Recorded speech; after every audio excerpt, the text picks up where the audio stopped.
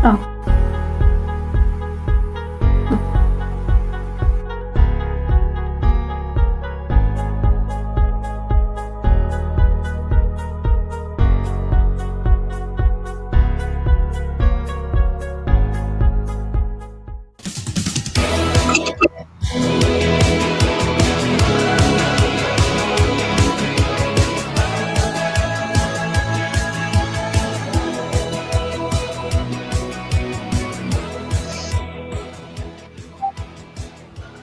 Hey everyone, Kate here from Waste Free with Kate, and I am so excited to be hosting tonight. Such a fun event. We've been working on this for a few weeks, and it just sort of came together over a few phone calls. And so I hope lots of you guys get a bit out of tonight, and I am just so pleased that these guys have joined me. So before we get into it, I want to just run through and introduce everybody so you know who's here, because some of you might have heard of some people and not of others. So we'll start with Ethically Kate, because, you know, Kates are awesome. Yep, great. So Kate, I've been watching her Instagram for quite a few years, and I just love every week she puts out this little thing about what she's learnt this week, and I always read it and I'm like, oh, that's so cool. I love learning stuff off other people. She enjoys long walks on the beach, picking up rubbish, which is unusual but cool. Detailed descriptions of your compost bin, which is also like out there, and wants to know what you're wearing. So welcome, Kate. It's been awesome. We only just actually recently met and up north, and it's yeah, and like, you know, we're Kate's together now. Next is Nick from Mainstream Green, and I've known Nick for quite a few years. I love her concept of sustainability. She's all about making sustainability easy, normal, and feel good. Hobbies include living with less and mindful consumption, and she also does some very cool house tours. So if you're wanting to know more about how to be sustainable and see it in action, then look up Nick's house tours. Very cool. Next, we've got Hannah and Liam. So welcome, guys. The sort of the green team, the rubbish trip, travelled all over the country on bikes. I've been watching their stories for many years, and they're all zero waste. They live it. They dream it. I'm sure. They talk it, and they're turned on by bulk bins and glass jars. So exciting stuff.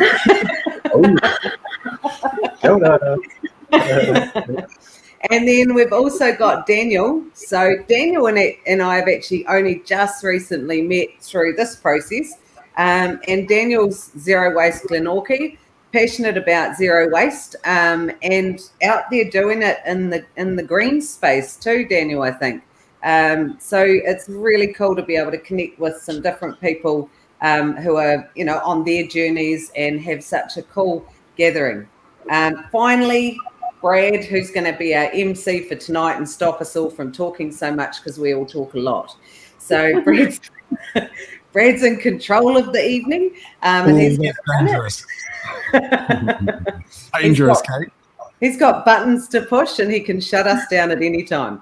So I'd just like to say thank you, everybody who's joining us. And please make sure you connect with all these guys and their Facebook pages and Instagrams, because you have got a massive amount of knowledge right here in this room right now, even though we're not in the same room. So handing it over to Brad. Brad, you can take the reins.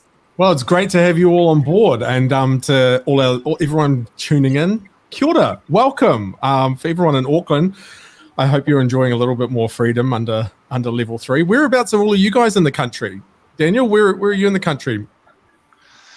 I'm in Glenorchy, near Queenstown. It's a tiny town. Beautiful.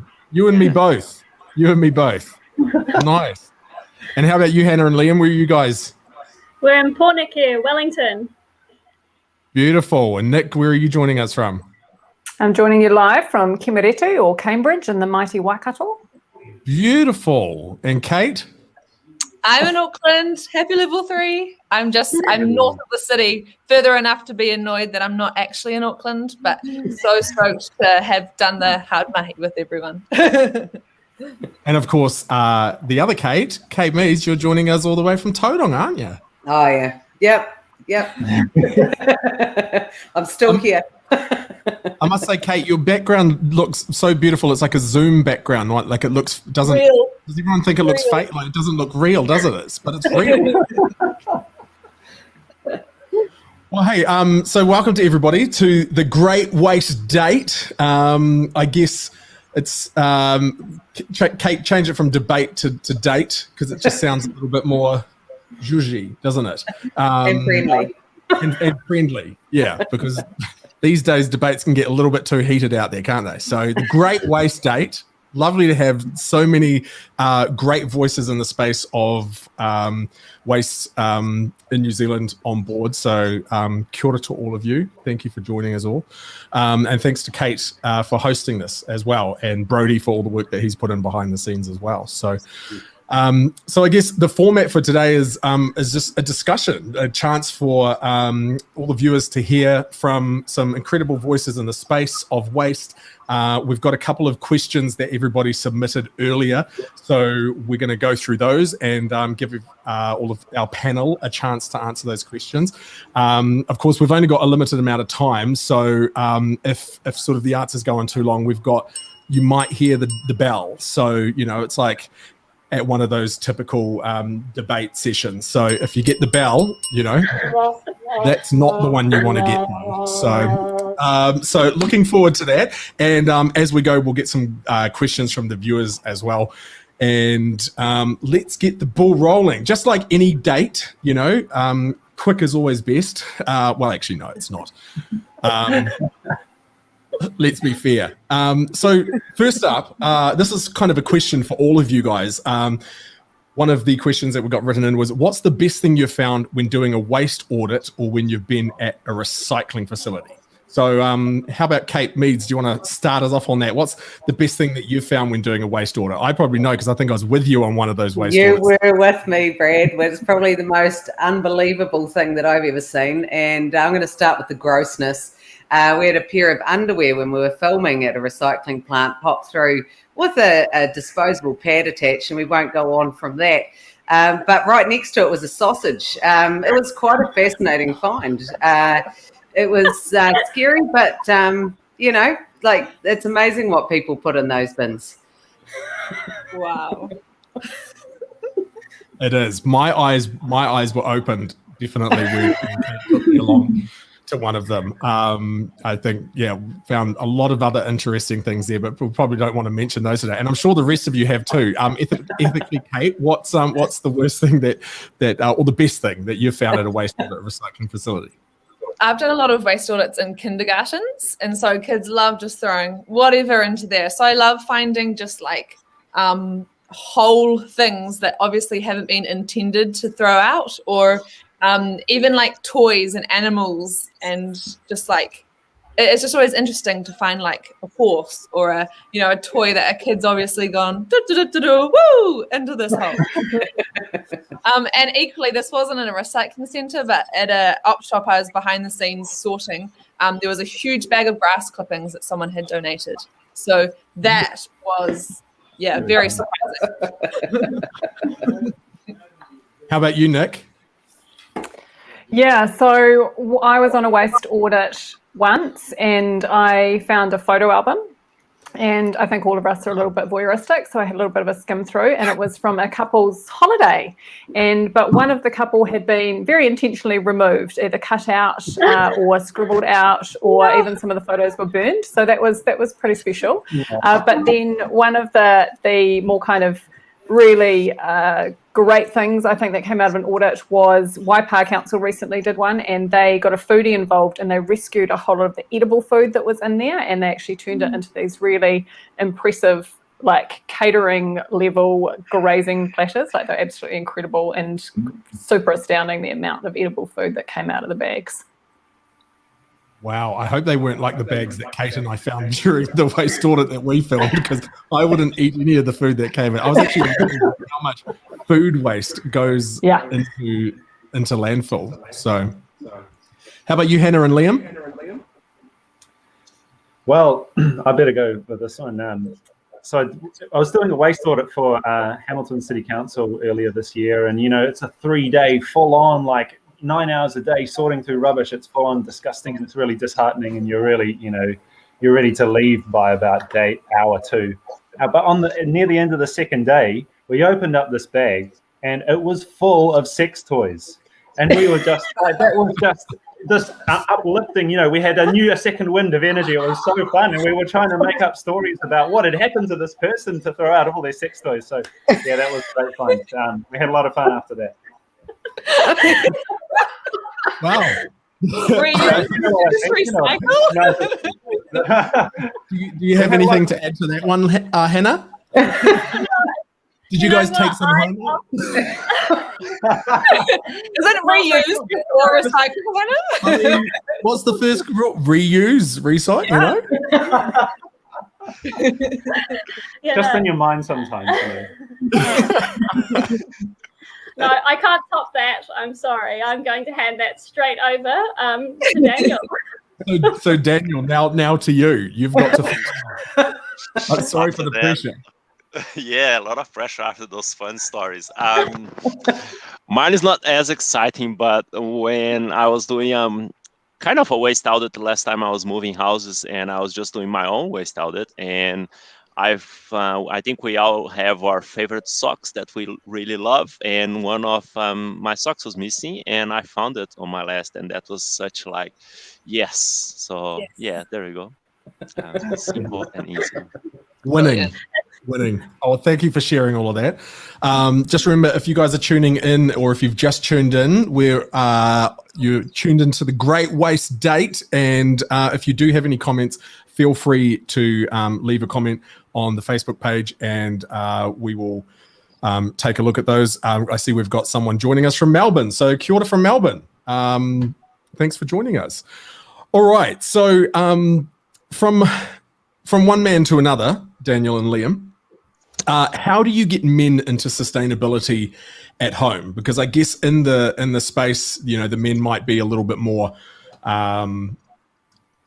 less interested in. So how have you guys found success in getting men at home interested in the conversation? You want to start with that one, Liam? No, you go. Wow. Yeah, I do find it. It's a very common thing that we get asked, and we see a lot, the sustainability topic, and both with waste and even on the plant-based movement and things like that. It's like the amount of women that's involved on the topic. It's like much larger than men. I don't have a bulletproof answer for that, but one thing that I would say is, for the woman, is try to get the men on board. Try to ask them, hey, what's up? What do you do? Call out people as well. You are going for a coffee, ask your boyfriend or your friend, where is your reusable cup? Where are you getting your food from? Because I think we do need to invite more men to that conversation. But on a fun and more I know this is a serious topic, but on a more fun side thing is, I heard from a friend saying that she's a single woman, and she was saying that she finds really hard to find men living sustainability, and that she really she meets these amazing men, but when she finds out that they're not really into sustainability, she just loses interest. So hey, man, single man looking for a woman, come on, join the journey. Have you guys found that men are less open to it, or less reluctant to sort of jump on board the movement? And if so, why? Liam, what's your experience been with that? Well, I mean, there's a whole bunch of theories and studies about why men aren't involved in a lot of these movements. I saw this really interesting study that men are way more concerned about kind of protecting their gender identity, and so they actually buy stuff that makes them look more masculine. They found men would more likely buy, a ute rather than an EV, given the choice, because it, based on, it makes them look more manly. So, so like there's a couple of schools of thought around how do you get more men into it, and one of them is, you just got to market things at men. You got to make things look more manly and nice blue and dark colors and straight edges and whatever, all the marketing to make the men into it. No spirals. And, but to me it's like, yeah, sure, that might get men involved, but does it also reinforce the stereotypes that we're actually trying to get away from? That why does this, as a man, it's like, why is this a problem? Like, we all live on this planet and we all want to have clean air and clean water and clean land to grow our food, and it all affects us. So why does it even matter? And why can't men care about green things or pink things or what, so I think there's a longer term kind of work to try to detach environmentalism from being this kind of feminine and kind of soft thing, and that's probably going to take a bit more time to work on it, but I think things are changing. Definitely. So a question for Kate and Nicola. How do you guys use your voice to influence those around you without looking like you're being pushy or making people feel bad about it? Because I guess there is that, unfortunately, misconception out there, the greenies, like, we hear it all the time, the bloody greenies, but that's not what it is. A lot of the amazing work that all of you guys do is to just help educate people. And a lot of it is just the subtle changes. So how do you influence the people around you without looking pushy or making people feel bad or guilty about it? Do you want me to go first, Nick? Okay, Nick. Yeah, you go, because it takes me a second to find the unmute button, so you go. Well, I've found in the education space, I've been there for about 15 years, and I have found one of the hardest things to influence or educate friends, because friends and family are often not on board, or they're just like, here she goes, she's on one of those tangents, or she's going down this track, and it'll only last a wee while, but 15 years later I'm still there. What I've found is that the best thing, or the best way that I can relate to people, is by making waste minimization really normal. Like I always tell people I drive a V8, and I do, I'm about to sell it, so that's good. But I eat chocolate, and I'm a normal person. I'm just trying to do small things to make a difference. And I think that's the big thing, is not guilting people into it. It's actually just making them see that by making sensible choices, you can make quite a big difference, and not even change your life, but just start somewhere and not use the guilt factor. Because then people just back off and get all like reluctant to even engage with you. I've found you lose friends. How about you, Nick? Oh, hang on. I'll just unmute your mic. I've unmuted you. See, classic. Welcome back. So my favourite thing to spot when I work with businesses is going in and finding the passive aggressive signs that people put over the recycling bins. They're always really fun, kind of trying to make people really stink about their decisions. So it's become a bit of a sport for me trying to find those signs, because I find those really amusing. But for me, I think it's also, don't underestimate, I have a social enterprise called Mainstream Green, and I created it because I started making changes in my personal life, and just by making those changes and doing things, people were noticing, and it was starting conversation. And in that way, I found those conversations became really powerful, and that's how Mainstream Green was born. But I think don't underestimate the power that just taking the right action and doing things yourself has in influencing people. As humans, we're driven by social norms, and we look to those around us to inform how we behave. And if people see you doing the right thing, then they're going to notice that and feel okay about doing it themselves. So I think don't underestimate what you do just by doing it. And the other thing is if you really kind of want to amplify that, I think I love the whole theory of creating change by finding a collision between the change that needs to happen, what you're good at, and what really fires you up, like what gives you energy. So for me, Mainstream Green was, okay, I believe we need to be more mindful of our consumption and the waste we're creating. I've got 15 years kind of corporate experience selling stuff to people, so I understand how that side of it works, and I love public speaking. And what lights me up is engaging people and making stuff really accessible and normal. So how do you find that collision for you, whatever that looks like? Awesome. Thank you for those answers. Again, to anyone joining us, feel free to join into the conversation. Just leave us a comment below, and we will get to your comments. And like this one from Sophie, I would like tips on finding waste-free food items like cheese, crackers, and chocolate. I'd like to know, what do you think she means by tips on finding waste-free food items like cheese and crackers? Oh, in other words, like without packaging, right? Is that how you guys would take it? That's right. I think that it's just like looking for me, it's homemade fudge if you're going to go for chocolate. And crackers and things are awkward because to keep them fresh, it's they have to put them in plastic packets, but there's some really fantastic recipes out there to make your own that aren't hard, like takes minutes. I think you've just got to be like, look and maybe make a little bit of effort instead of just buying the brands, maybe it's make your own brand. One thing we'd recommend too is like being adventurous if you can find the time to kind of look beyond the supermarkets to buy some things. There are more and more shops now that allow you to buy essential food and grocery items without packaging. And through the Rubbish Trip, we produce regional zero waste shopping guides for the whole of New Zealand. So if you plug in where you are in the country, you can find some of the shopping items. And then what Kate said, getting really good at some real basic budget, quick, easy recipes. Liam's nailed crackers. So yeah. Awesome. Yeah. They make heaps and throw them in the freezer. Because you've got to lean into the energy. When you've got energy for making, like, I don't often have energy for making stuff. So when I find it, I go hard and I recruit my children.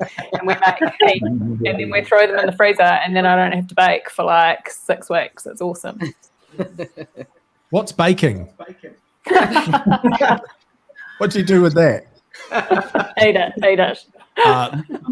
Lena has left us a comment. She said, support your local binnin. So I guess binnin's great for that kind of stuff, right? You take your own own stuff. And just before we get back to the questions, I just had a question here from Alex, which I just thought was interesting because it is sort of a topic and a misconception that's out there. He says the saddest thing about being an avid recycler is that our plastic still isn't recycled. There's very little proof that our plastics are recycled. So he stopped caring for a while, thinking of it ending up in the ocean. So does anyone have anything to speak to that? I can speak to that and just say that the plastics that the councils do take are recycled if they're prepared properly.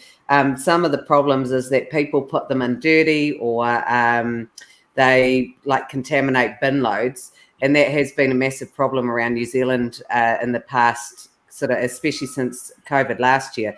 But it is recycled, but they're limiting the numbers because they're trying to really make it that the numbers that can be recycled are recycled in New Zealand because there's no offshore markets. So if you're doing it right, it is going to get recycled, but it's just a matter of getting everybody doing it right. Perfect. All right. So this one's for Ethically Kate and Nicola. From a waste reduction perspective, how do you guys navigate unnecessary gift giving? I guess we're sort of, coming up to Christmas a lot faster than what I'm sure many people would like, but it's coming. It's around the corner. And I guess gift giving is just one of those things. I know I personally struggle with this. I love being able to give gifts to people, but then I think, well, is this adding to the problem, or is there something I can do to, give something that's not going to create more waste? So how do you guys navigate that? Well, it's my birthday tomorrow, so happy birthday! Happy birthday! Sorry, wrong one. Happy birthday! Oh, dear. So yeah, I'll jump straight in because it's quite topical and it's something that I think about a lot and asked a lot about. And it was especially a big thing when my husband and I got married in 2017. I think the key thing is to not tell people not to get you anything, because they are going to then get you something with waste because they don't know the options. So I found that was really not a good strategy from saying, look, I don't need anything, I don't want anything, don't get it. People want to give and contribute. I think it's reverse psychology. So they go, oh, does she really want me to give him something? Yeah. Well, they want to input into your life, right? Like that's part of them, showing their love. Like people For a lot of people, that is their main love language, or how they want to contribute to you. So I think just doing a blanket no doesn't work. You're going to have a lot of wasteful things because people will panic. Sending people to the right places. So the Good Registry is one I use. They can buy a gift voucher, and I can choose a charity that goes to. I often, like for our wedding, for example, I said anything that you currently own and don't need and want to rehome and are okay with us rehoming it if we don't like it. Anything that's from a secondhand shop, and we're okay if you're okay for us to give it back to a secondhand shop, or anything that you've made. That's it. So it's if you give people strict instructions, which you can sound a bit full on, but I think ideally that's a good challenge for most people who want to get gifts, and it makes them think outside the box, have some fun, and they know that you're gonna like it. Awesome. How about you, Nick? Yeah, I think, and Kate's already touched on it, I think the first thing with gifting is you have to acknowledge that there's two sides to it. There's giving and the receiving, and the love language thing is absolutely right. I have a number of members of my family actually whose love language is gifting. So for me to go, actually, don't give me or my kids gifts, it's not filling their bucket. So the most powerful thing I've found is just to have conversations, and it can feel a little bit awkward the first time you kind of bring it, but every conversation I had around gifting has ended in a win. Like the conversation might just be, in our family, we used to buy something for every member of the extended family, and that was kind of the other side of the family. So it took me a while to kind of have those conversations. And when I kind of broached it, everybody was just overcome with relief of not having to have this massive list of presents that they just felt pressure to buy and didn't really know what to get, and were ending up just buying things for the sake of buying it. And then we were receiving things just for the sake of receiving it. So that became a real focus of relief for people, and we ended up just going, actually, what's Christmas all about? It's about spending time together. It's about doing things together. How do we substitute that with doing things instead of giving things? I have young children. That takes things to the next level when it comes to gifting. Totally agree with Kate that if it's for things like birthday parties, you can't just say no. You have to give. It's human to want to give something. So how do you replace that with something else? And it might be for the kids' parties. It's like, can everybody please bring a plate to share? One, saves me having to cook so much, and two, makes them feel like they're bringing something and contributing. And with my kids, it's just having really honest conversations with them and giving, letting them know that everything's a choice. Yeah, you can get a whole lot of little cheap presents, but this is what happens. Or we can save up for one big, really good quality present, or we can have an experience. And just having those it's amazing how young they can be to actually start, getting that and understanding it. And then it helps them navigate it themselves as well. Awesome. Love it. Do you have something to add to that, Daniel? Yeah, go for gold. Jump in, mate. We need to normalize secondhand gifting as well, because I honestly gifts that I have, the things that I have that are secondhand, I value a lot, and I think secondhand gifting is both fun buying and receiving, and I think normalizing that more often, just Yeah, we had a barrier in our family around secondhand gifting, and one thing that helped was what now happens is that there's older cousins, like older nieces and nephews, and they choose something that they've outgrown and they pass it down to my kids. So it's secondhand, but doing it in that way, because it was kind of within the family, helped overcome that barrier for some people as well. So part of it's kind of going, okay, if there is a barrier there, how do we navigate it and have a conversation to find a way that does make people feel comfortable and ease them into it? Very cool. Thank you for all those answers. To everyone just joining, welcome. Thanks for joining us on the Great Waste Date. We're joined by Kate Meads, Ethically Kate, Nick from Mainstream Green, Hannah and Liam, and Daniel as well. We've got a panel of experts from New Zealand who are doing fantastic stuff in their space of reducing waste in the country and educating people on that as well. So if you've got any questions, we are seeing all your questions come through. Thank you. And we're going to get to those. We're going to answer those questions. Oh, someone says a massage voucher is always good. So here we go. One year at Christmas, actually, all of our family, it was only acts of service. So things like my sister will come over and make a dinner date for me and my husband and leave, or I cleaned my mum's bathroom and Tim did the vacuuming. We'd only acts of service. So if you just make a blanket rule, it's fun. I love it. Just make up a make a voucher for them and you can just redeem it throughout the year. Yeah, And then there's no wrapping paper and all that stuff that's just litters your home. Yeah. So thanks for all your questions. If you've got any questions, please join the conversation. We'll keep an eye out. If it's relating to what one of our panelists are talking about, then we'll throw that question up.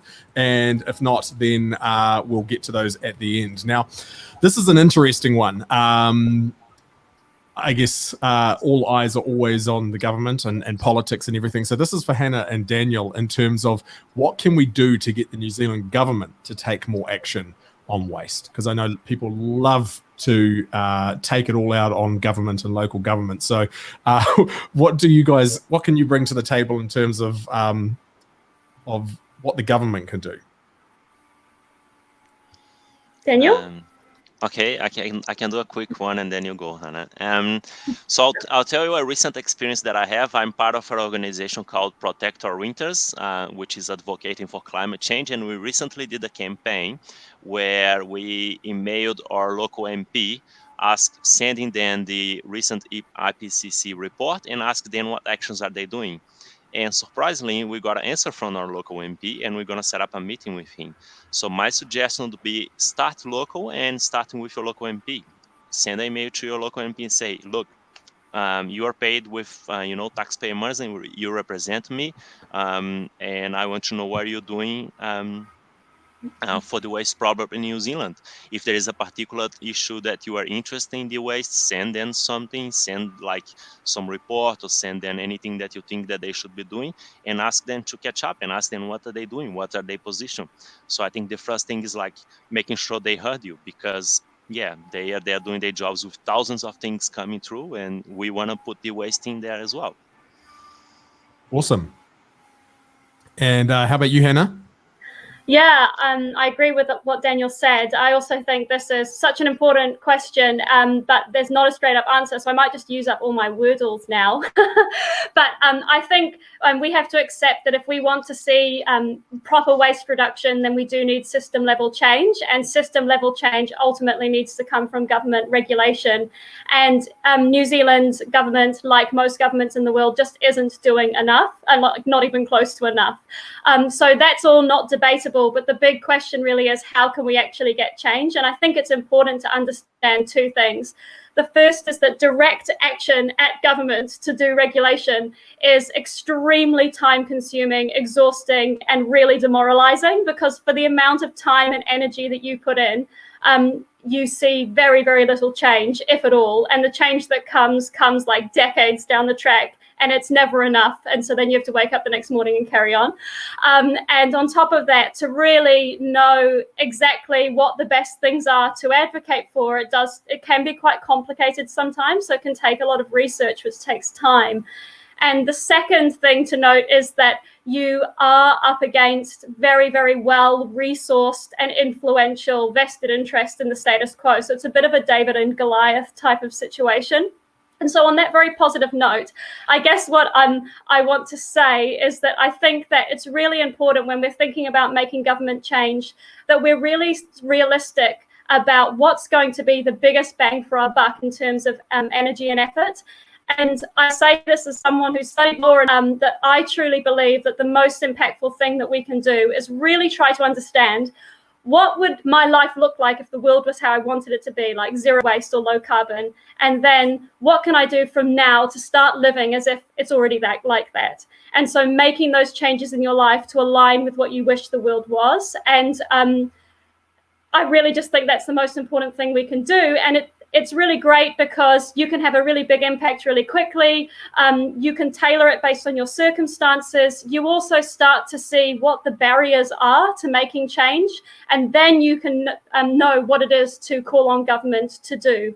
So, and you start to influence people around you, and you become like a supporting voice for really awesome new business models and community initiatives. And so if we can get community here, government will then follow to here. But if we can get community here, government's going to come here. And so that's where the change can happen. And then for people who are already making change in their life and thinking, yeah, but I want to know what else I can do, I'd say it depends what you do based on whether is waste reduction your job? Are you getting paid to do it? Do you have heaps of time to focus on it? Or is waste reduction something that's really important to you, but you actually have another job, which is taking up heaps of your time that you need to focus on? If it's the latter, I would say keep going at what you're doing in your own life, because that's having a really big influence, and use the spare time you have to really look at the organizations out there who are advocating for change and support them, sign their petitions, and really get behind them. And for people who are working in waste, I think it's just all about reaching out to local politicians, ministers, local governments, starting locally and collaborating with each other. I think working together is really important. I'm done. My wordles are done. Follow Hannah and Liam, because they often tell you what you need to submit on and then turn it into plain language. That's what I do, and it's amazing. Hannah for Prime Minister. All right. So, hey, another area of waste, which is, I guess, a big one at the moment, is the whole compostable packaging. There's a lot of information out there and a lot of misinformation, unfortunately, or products that claim to be compostable that perhaps are not. So this one's for Hannah, Liam, and Kate Meads. What are your thoughts on compostable packaging? Who wants to go first for that one? I'll let Hannah and Liam go first. Okay. I used all my wordles. Yeah, no, Kate, you go. You start, You go. and I'll go after you. You want me to go? Yeah. Well, I mean, as far as compostable packaging goes, I've done a lot of talking, reading, listening, and also talking to Hannah and Liam about compostable packaging. And the unfortunate thing is that there's not a lot of legislation or regulation around the packaging that people, or the claims people can put on their packaging, even when it comes to recycling, when it comes to biodegradability. I mean, there was an article that just came out just last week about a coffee cup company that was claiming to be recyclable, but they can't be recycled anywhere in New Zealand. The same thing goes with the compostable packaging. Unfortunately, they can claim to be compostable, but there's not one green bin in the country run by councils that you can put any of those compostable packaging products in. They are zero tolerance for compostable packaging at all. So it's a real hard one, because these claims might be made from the brands being created overseas, and there might be a composting facility, or it may be being tested to be compostable, but it doesn't actually mean that it can be composted in a council or a home compost system.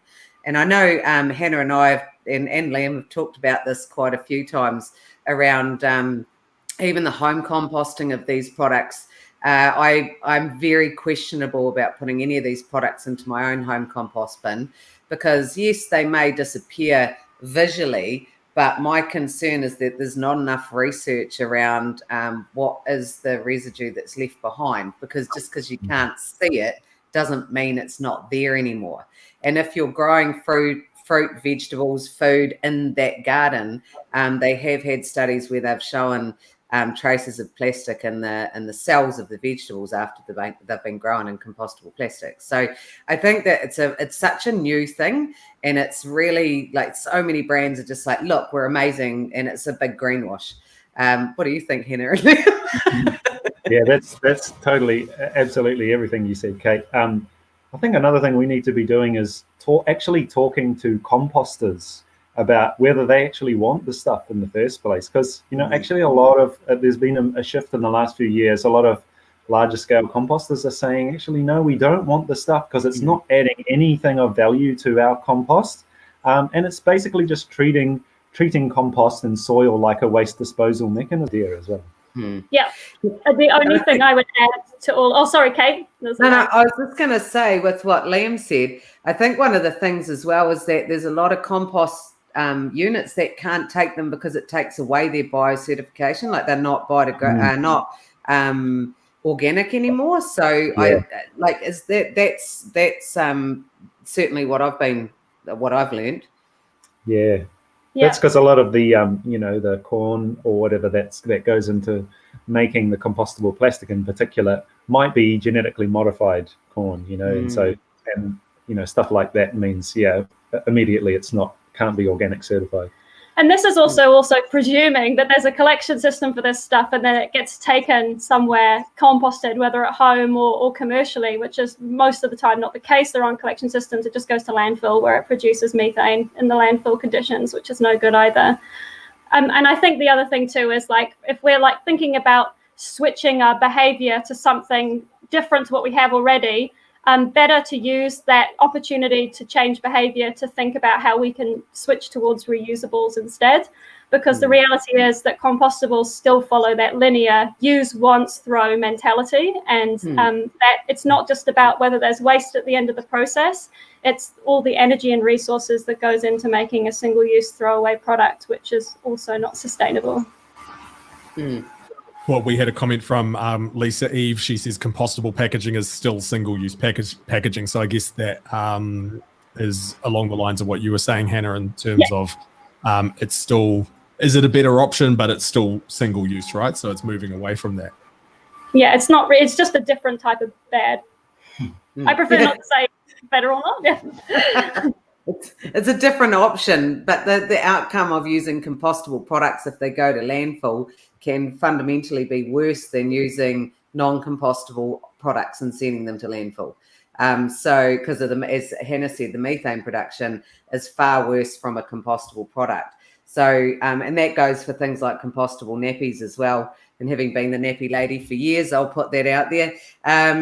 Because even though that people think that a compostable nappy goes to landfill and it will break down and be better for the earth than a non-compostable nappy, but from the research I've read, the opposite is absolutely true. So putting a compostable nappy into landfill is actually worse than a non-compostable nappy. So from someone who's, like, I'm still very new to the whole waste space and have learned a lot from you, Kate, around this. And so my journey is still very new. So I guess a lot of people might say, well, isn't it still better to have a compostable cup or something like that? Because what I hear a lot of times, and I'm sure all of you guys on the panel hear it too, is people say, well, oh, well, even if it goes to landfill, it's still going to break down. It's better to be compostable because it's still going to break down. Like, is that necessarily true? No. I can see all of you guys shaking your heads. It may break down for a period of time, but essentially modern landfills, that's not made to break down. So it's still just going to exist there for as long as everything else around it. So I think and Hannah pointed out this in the earlier discussion, is around, like, why are we using those products in the first place? Why are we using or making compostable products normal when we should be putting a lot more effort into making reusable normal, instead of trying to put a label on a product to make you feel okay about using it? It's better just to go back to reusable is normal and single use is weird, like make that weird, not reusable being weird.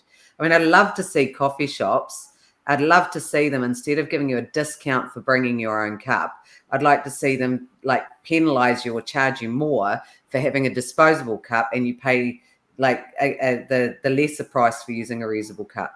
And so that's the normal price, but you pay more if it's disposable. I mean, that's just my thought. I'd like to be reward people for doing the right thing and penalize people for doing the wrong thing.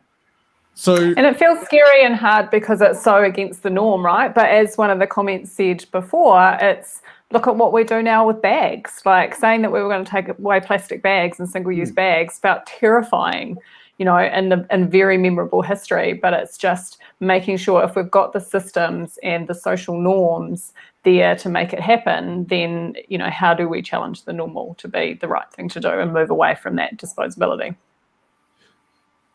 So if someone out there did have something compostable, I saw a comment from Tracy, and Tracy, I'm with you on that. I buy those compostable bags of dill pickled potato chips as well, and I love a good bag of chips like that. And I buy the compostable bag because I think, well, I'm doing my part, but then I just put it in the rubbish, so that's probably not the best thing, right? So, but if people did have something compostable, like, are there places in New Zealand, what would be the best advice that you guys could offer them to do something so it's still at least sort of going in some sort of a circle?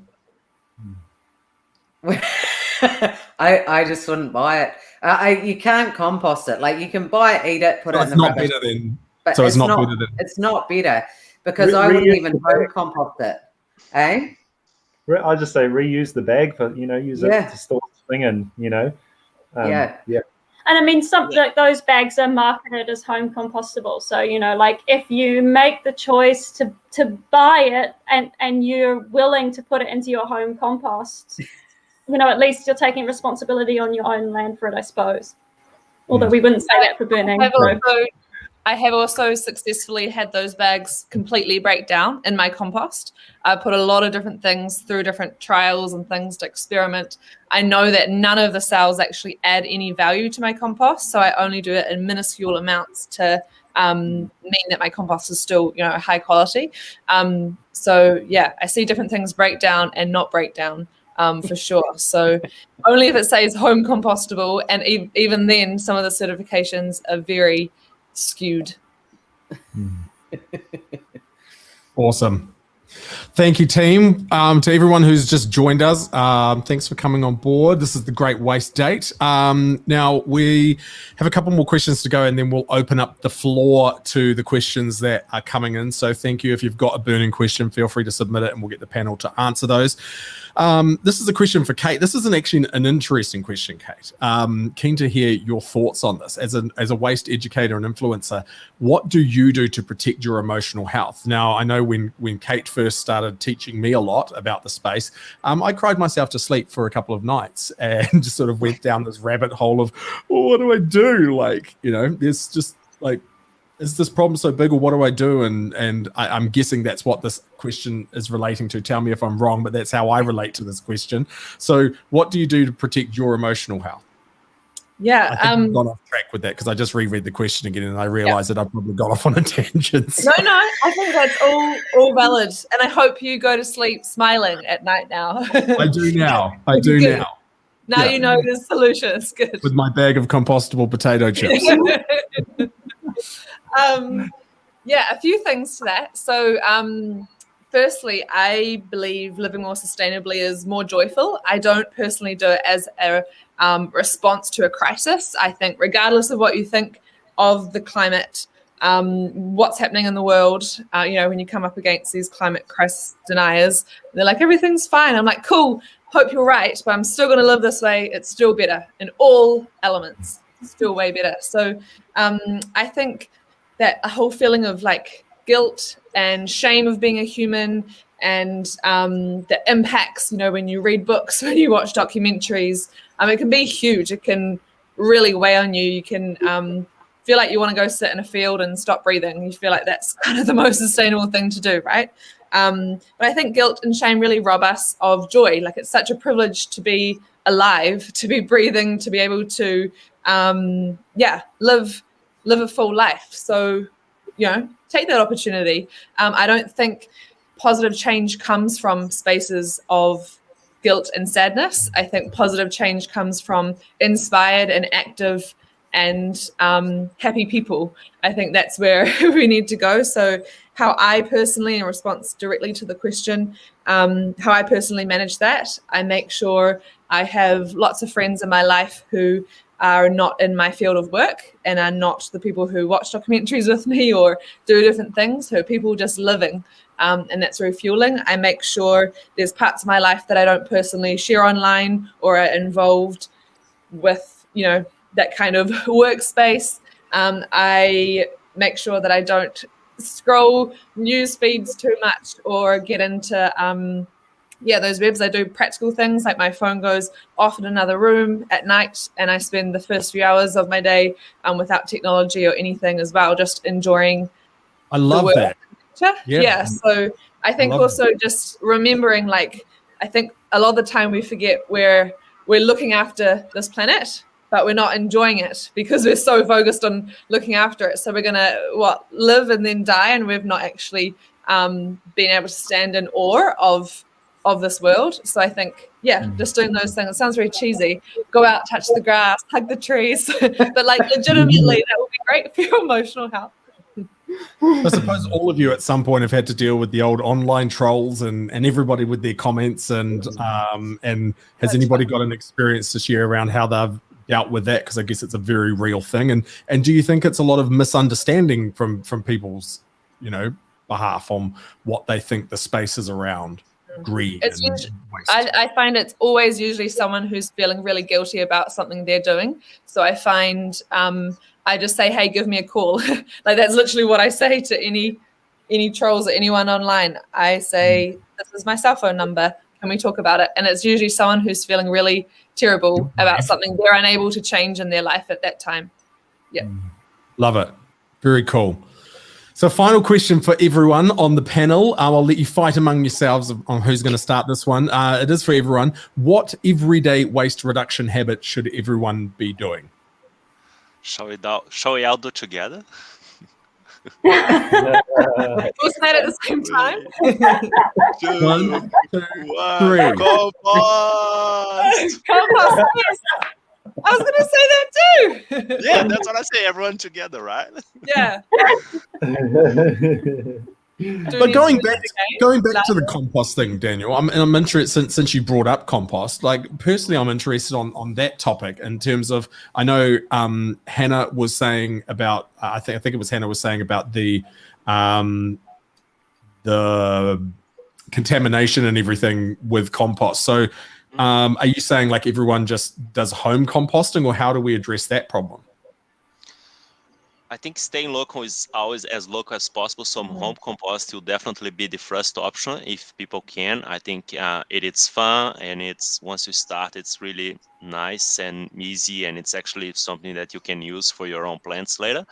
I think some of the people here will have some statistics, but the thing with home composting, it makes such a huge difference. Once you start doing, you really realize how much of that was going to landfills. And once food compost go to landfill, and that's something that I actually found out quite recently. I don't know if everyone that's watching us actually know that, but food that goes to landfill doesn't simply break down and doesn't have any environmental impact. It's actually a major cause of greenhouse gases. So that was actually like a really switch for me that I didn't know. I thought, well, what? It's just food. It's just going to break down. What's the problem with food going to the landfill? So I think that's why all of us on the waste world is so like compost, because not only is a waste problem, it's a major climate change problem as well. Awesome. I mean, not awesome, but you know what I mean. Awesome explanation. And you don't have to do it yourself either. Like there's a really cool app and platform called Share Waste where you can find other people that might have capacity in their compost bin that are happy to take yours. I take a bit of compost from around our neighbourhood as well. So you can kind of, create a little bit of a community hub to it as well, because we're really individualistic and we often try and solve everything ourselves. And lots of people are time poor and juggling lots of other things. So often I find a solution is actually how do you work together and have conversations with other people to see if you can work together to find a solution. Love that. And I love that app. I found that when I moved down here to Queenstown and found some people who had were happy for you to go and drop off food waste. So that was quite cool. There is no food waste here. I eat it all, but when I do have food waste, that's where I take it. So back to our questions. So thank you for that, Daniel. What's everyone else on the panel? What's your everyday waste reduction habit that everyone should be doing? I just say do something. Do something. Like don't sit around doing nothing because it's too hard. Just do something. So find one thing you can do, whether it's reducing packaging, composting, recycling properly. Actually, recycling properly is probably the easiest thing everybody could do better. But just do something that will make a difference, and then the change will be huge. Awesome. How about you, Kate? Ethically, Kate?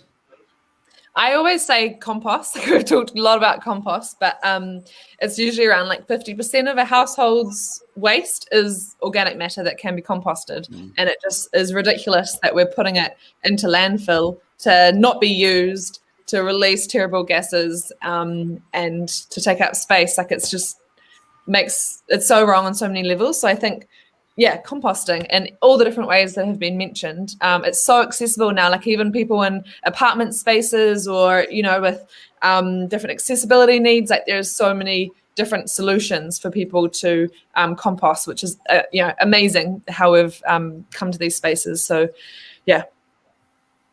Awesome. Thank you, Kay. How about you, Nick? Yeah, look, for me, how and what we consume is our impact on the world around us, and the way we consume tends to run on autopilot. So a lot of what we do in our day-to-day life is. So for me, the biggest thing is just flicking that switch. How do you flick a switch into that conscious part of your brain? So before you go to kind of buy or consume something, you go, actually, do I really need it? Do I really want it? And if I do, that's totally fine. But is there a way that I can make a better choice? Awesome. And Hannah and Liam, what's your everyday waste reduction habit that people should be doing? Yeah, we always say the single biggest thing that any person can do to reduce their waste is to get food waste out of their rubbish bins. So composting, worm farms, or bokashi bins, or feeding food scraps to animals if you have them, and linking up with share waste or your local community gardens. There's many options out there.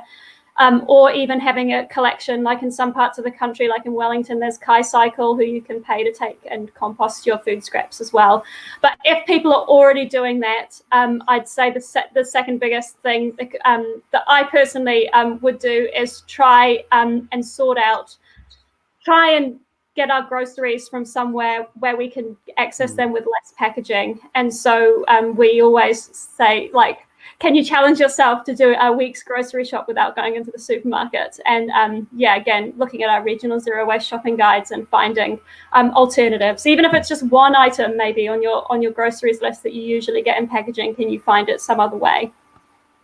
My thing would be actually picking up on what Nick said, is that we are quite individualistic, and we often, attempt to find solutions that we can have control over. But I think we really need to look to our communities, and we need to get better at just sharing skills and resources, especially like between generations. Like there's, our grandparents and stuff used to do things in ways that we probably have never even come across before. And actually, like, looking back at some of those really resourceful skills at repairing and all sorts of things like that, making things from scratch and just making do, I think are not only awesome ways of reducing waste, but great ways to connect with people in your life and in your community, and learn new skills. So going out the box a bit there. Awesome. Hey, Brad, I just stuck this up because I think it's a good one for Hannah and Liam, just to because I've done a lot of this work, like huge amounts of work on the zero waste shopping guides, and somebody's just asked where do they find it. So can you guys just give a heads up for them on where they find that?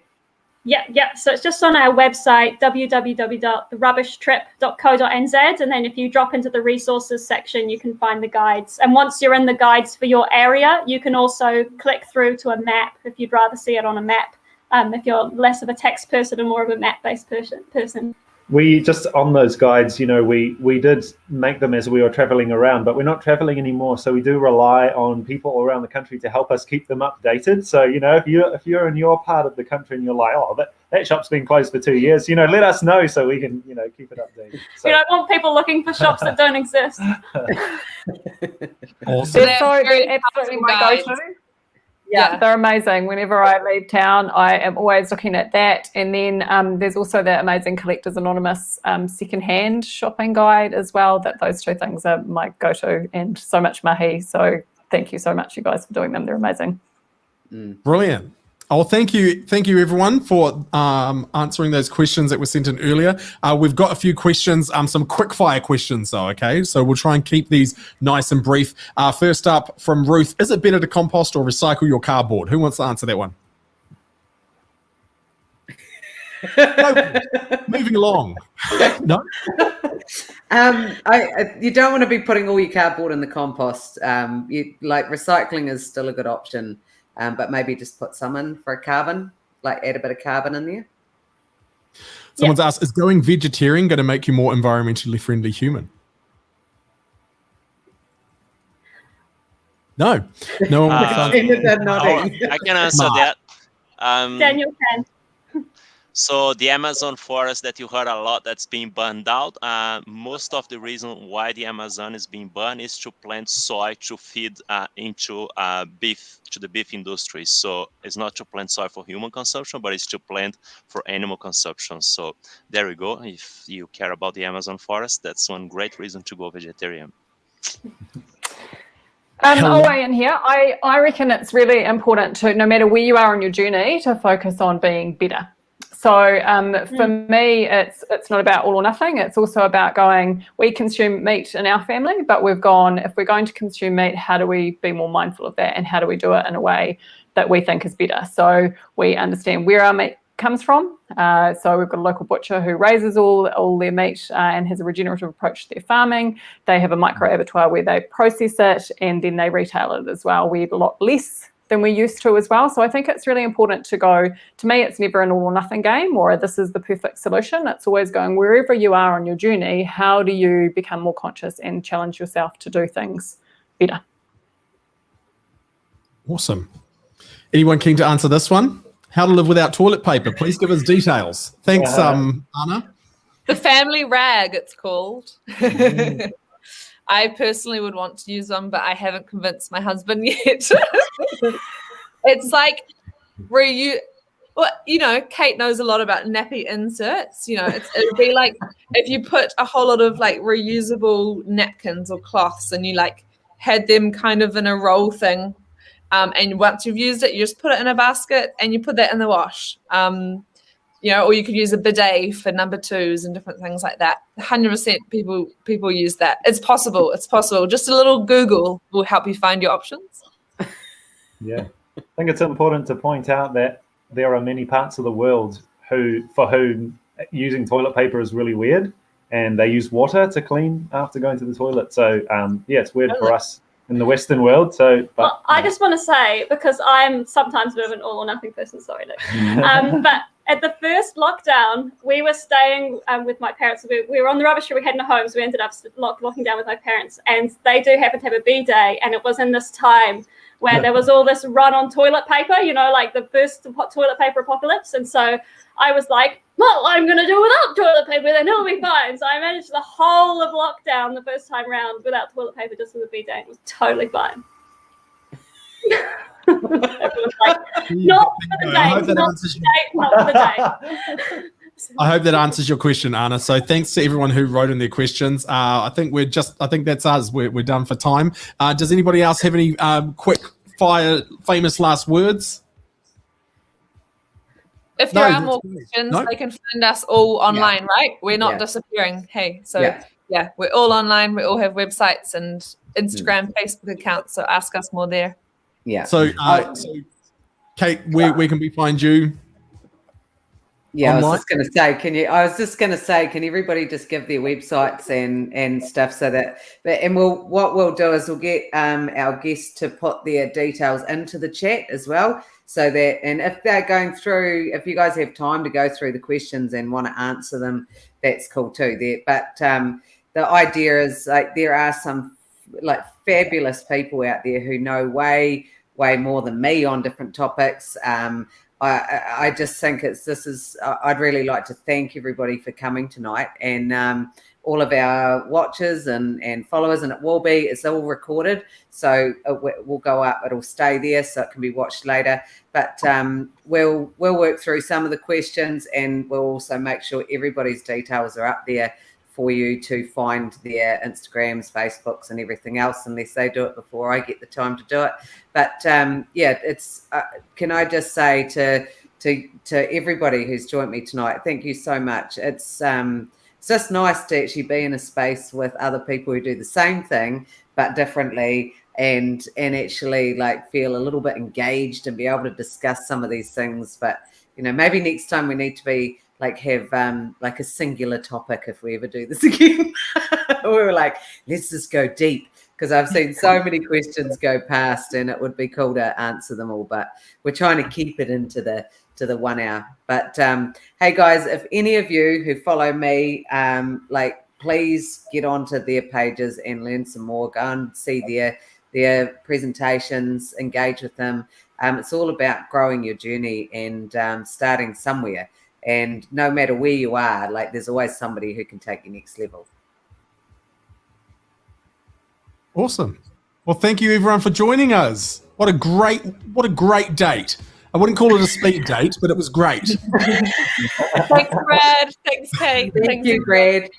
All right. Thanks, Brad and Kate. Thanks, Brad. Thanks, If you've everyone. got comments, if you're still watching, if you've got comments, feel free to leave them, and the team will go through, and I'm sure they will spend some time replying to them over the next wee while. But thank you for joining us. Have a fabulous night. We'll catch you next time. Bye-bye. See ya.